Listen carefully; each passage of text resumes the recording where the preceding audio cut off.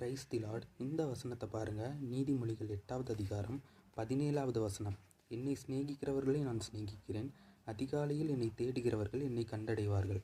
இந்த வசனத்திலிருந்து எனக்கு ஒரு கேள்வி எழும்புது. ஏன் அதிகாலையில் ஆண்டவரை தேடினா மட்டும்தான் கண்டடைய முடியுமா? மதியானமோ சாயங்காலமோ ராத்திரி வேலைகளையோ தேடினா ஆண்டவரை கண்டடைய முடியாதா? வசனம் இப்படியாக சொல்லுகிறது, தம்மை நோக்கி உண்மையாய் கூப்பிடுகிற யாவருக்கும் கர்த்தர் சமீபமாய் இருக்கிறார் என்று. அப்புறம் எதுக்கு இந்த இடத்துல அதிகாலையில் தேடினா தான் கண்டடைய முடியும்னு போட்டிருக்கு? இதை நான் யோசித்தப்போ ஆங்கிலத்தில் இதே வசனத்தை தியானிக்கிறதுக்கு கர்த்தர் எனக்கு கிருபை செய்தார். அந்த ஆங்கில வேதாகமத்தில் இது எப்படி இருக்குன்னா, seek me early shall find me இருக்குது. அந்த இடத்துல மார்னிங் என்கிறதான வார்த்தை குறிப்பிடப்படவில்லை. அப்போ இதன் அர்த்தம் என்னவென்று தெய்வ சமூகத்தில் காத்திருந்தப்போ நான் கற்றுக்கிட்டது என்னன்னா, இந்த வசனம் பொழுதை மாத்திரம், அந்த நேரத்தை மாத்திரம் குறித்து பேசாமல் பங்க்சுவாலிட்டி மற்றும் ஹானர் இதை குறித்தும் பேசுகிறது. நம் தேவனுக்கு கொடுக்க வேண்டிய கணம், அது மட்டும் இல்லாமல் தேவனுக்கு கொடுக்க வேண்டிய நேரம் தவறாமையை குறித்து பேசுகிறது. உங்களுக்கு ஒரு எக்ஸாம்பிளோடு நான் சொல்ல விரும்புகிறேன். நம்மளுடைய சபை வாரம் சண்டே சர்வீஸ்க்கு போகிறோம். சர்வீஸ் 10 o'clock ஸ்டார்ட் ஆகுதுன்னு நீங்கள் வச்சுக்கோங்க. எங்கள் சர்ச்சில் சர்வீஸ் 10 o'clock ஸ்டார்ட் ஆகுது. 10 o'clock சர்வீஸை லீட் பண்ணுற போதகரோ அல்லது சபை ஊழியரோ 9:50 பலிபீடத்தில் ஏறி ஸ்தோத்திரம் பண்ண தொடங்கிடுவாங்க. அதே மாதிரி எல்லா சர்ச்லேயும் ஒரு விசுவாசி இருப்பாங்க. அவங்க சர்வீஸ் ஸ்டார்ட் ஆகிறதுக்கு ஏர்லியாகவே வந்து உட்காந்து முழங்கால் படிக்கிட்டு ஸ்தோத்திரம் பண்ணிக்கிட்டு இருப்பாங்க கர்த்தரை. வசனம் சொல்லுகிறது, எங்கே என் நாமத்து நிமித்தம் 2 அல்ல 3 பேர் ஒருமனப்பட்டு கூடுவார்களோ அங்கே நான் இருப்பேன் என்று. அப்போ சர்ச்சில் 2 பேர் ஏர்லியாக வந்து ப்ரேயர் பண்ண ஸ்டார்ட் பண்ணிட்டாங்க, ஸ்தோத்திரிக்க தொடங்கிட்டாங்கன்னா அங்கே ஆண்டவர் வந்துடுவார். அந்த இடத்துக்கு நம்ம லேட்டாக போகிறோம், 10:01 போகிறோம், 10 மணி 2 நிமிஷத்துக்கு போகிறோன்னா கூட அது லேட்டு தான்.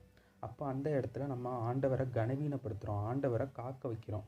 யோசிச்சு பாருங்கள், நம்ம லைஃப்பில் ஒரு ஃப்ளைட்டை பிடிக்கிறதுக்கு ஏர்போர்ட்டுக்கு போனோம்னா குறைஞ்சது டிபார்ச்சருக்கு 3.5 hours முன்னாடி போகிறோம்.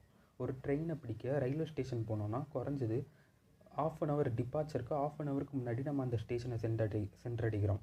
ஆனால் தேவ காரியம் என்று வரும்பொழுது நம்ம எப்படி இருக்கிறோங்கிறத நம்ம நிதானித்து பார்க்க வேண்டிய சூழ்நிலையில் இன்றைக்கி இருக்கிறோம். தேவ சமூகத்துக்கு கரெக்டாக போகிறோமா, ஒரு டைமை ஒதுக்கி போகிறோமா அப்படிங்கிறது நமக்குள்ளே இருக்கிற கேள்வி. எத்தனை பேர் இன்றைக்கி சரியாக டைமுக்கு போகிறேன், ஏர்லியாக நான் எத்தனை பேர் போகிறேன்னு சொல்லுவோம் அப்படின்னு ஒரு கேள்வியை உங்கள் முன்னாடி வச்சேன்னா நானும் கூட என்னால் கூட சொல்ல முடியாது நான் எல்லா வீக்கும் ஏர்லியாக போகிறேன்ட்டு. பட் இந்த வசனத்தை ஆண்டவர் பேசினதுக்கப்புறம் நான் என்னை ஒப்பு கொடுத்துருக்குறேன். இனிமேல் ஒழுங்காக கீழ்ப்படிஞ்சு எல்லா சண்டேவும் ஏர்லியாக சர்ச்சுக்கு போகிறதுக்கு நான் தீர்மானம் பண்ணியிருக்கிறேன்.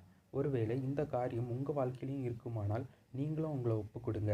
அது மாத்திரமல்ல, தேவனுக்கு கொடுக்க வேண்டிய கனம் இது தேவனுக்கு கொடுக்க வேண்டிய மரியாதை.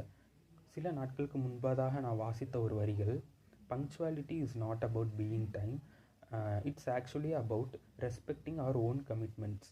பங்க்சுவாலிட்டி, நேரம் தவறாமை என்பது சரியாக குறித்த நேரத்திற்கு போவது மாத்திரமல்ல, நாம் நம்மை அர்ப்பணித்து கொண்ட காரியத்துக்கு கொடுக்கும் கனம் என்று நான் வாசித்தேன்.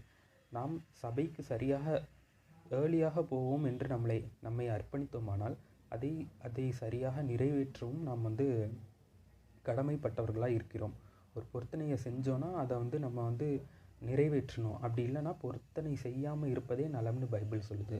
ஸோ நம்ம இன்றைக்கி எடுத்துக்கொண்ட இந்த பொருத்தனைகளை வாழ்நாள் முழுக்க இதுக்கு கீழ்ப்படிஞ்சு இதன்படி வாழ்வோம்.